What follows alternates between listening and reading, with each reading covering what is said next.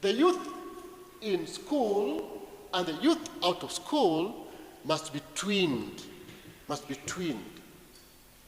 I was not a member of our student movement when I was in the university, and the reason why I was not a member of the movement, that time it was called MUSO. I was in Moi University, when Moi University was a real university. And the reason why I didn't join it was because at the time when I was in my first year, second year, we were shifting from Boom, which was largely state-funded, to the cost sharing. And the university senate had only one method of responding to dissent: expulsion. And having grown in the slums of Korogocho in Nairobi, I feared that if I'm expelled, Korogocho would be my graveyard. So I didn't join the movement for that reason.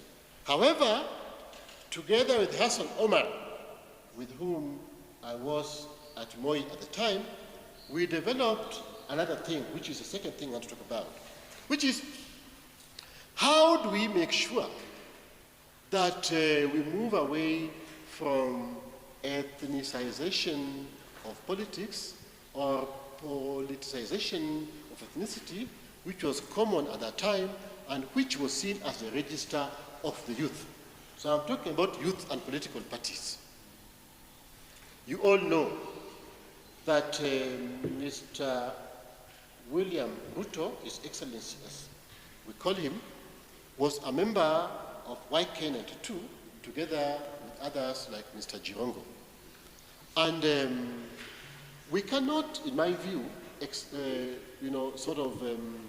condemn them holistically because they were youth at the time, and so it is likely that they were used.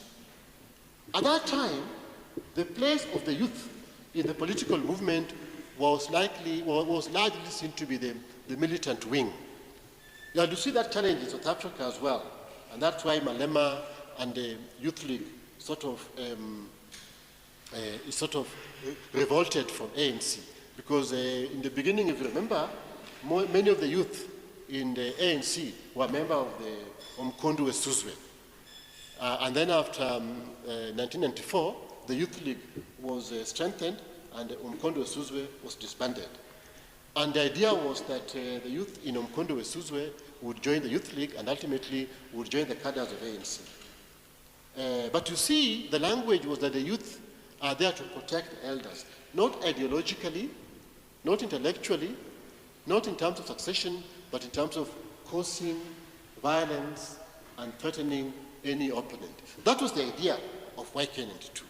In this era and age, part of our intervention of youth and governance must be to insulate that we'll never have again a situation like YK92, where our youth, and more so in Kisumu, are used mainly to protect the so-called the elders, because that is the beginning of disenfranchising the youth, where you're no longer political actors, but you are largely militants to protect the interests of the old.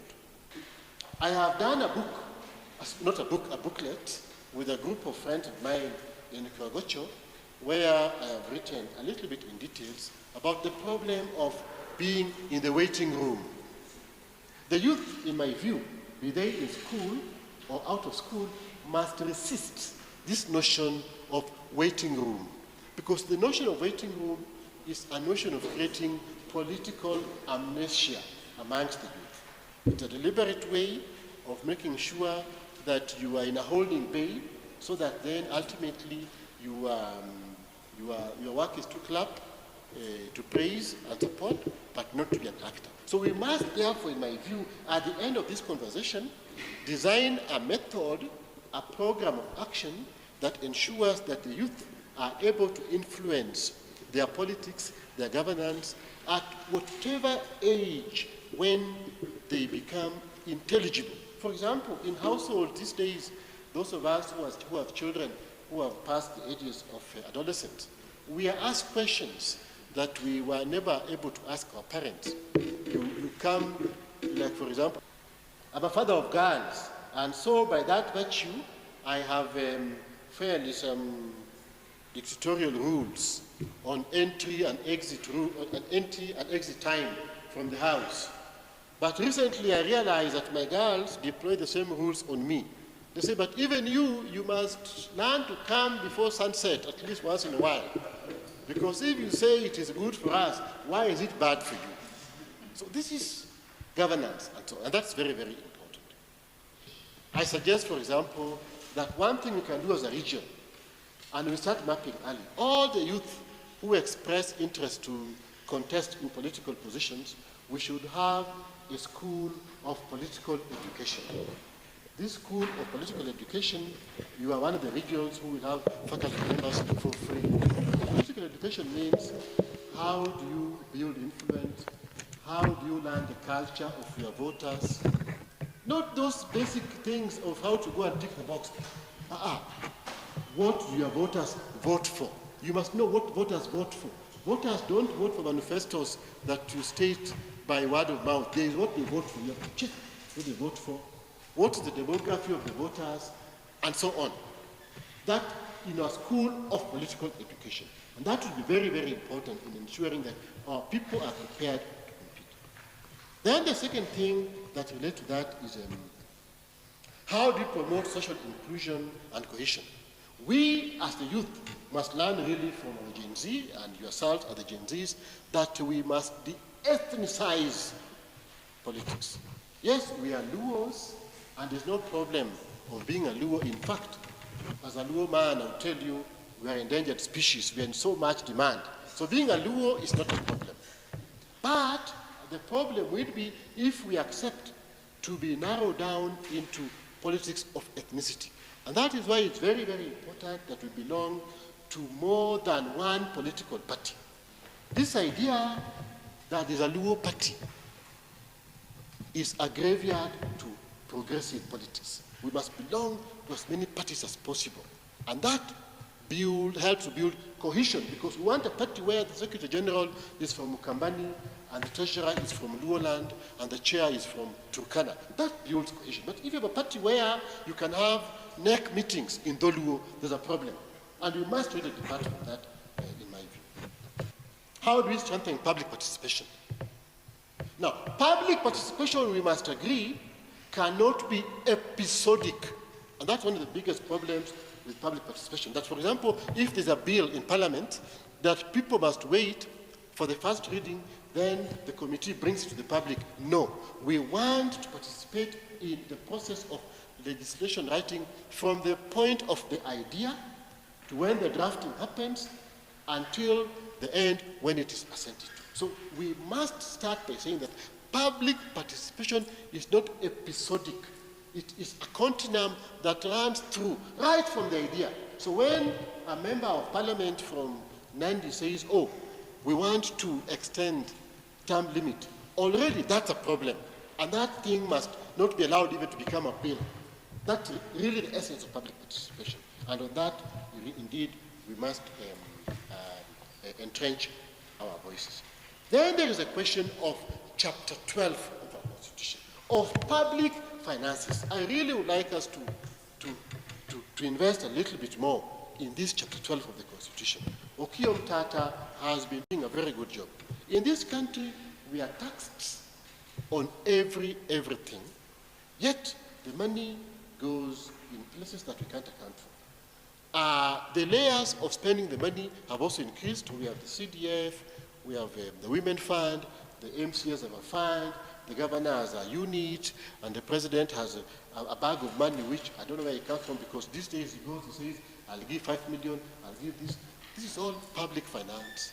So I really want to suggest that one of the things in our party and our political movement must be a return back to this question of public finance.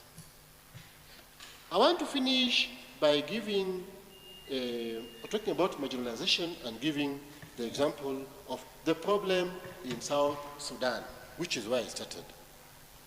By the way, I was chased away from South Sudan, not explicitly but implicitly.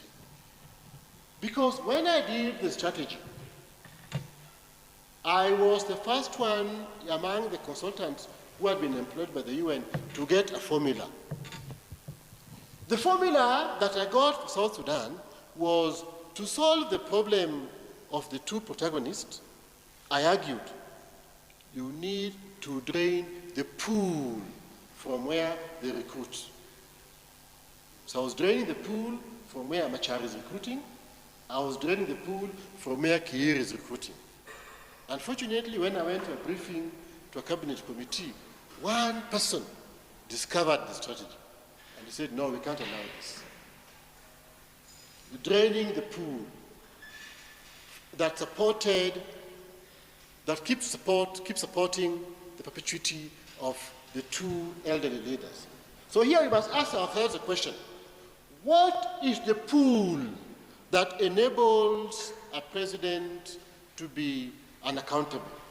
What is the pool that enables a president to perpetuate abduction at no recourse? What is the pool that allows a political leader to be a member of all ruling parties? What is a pool? That is what we must diagnose. Often, that pool has got youth as an oversupply. So our project must be to drain that pool.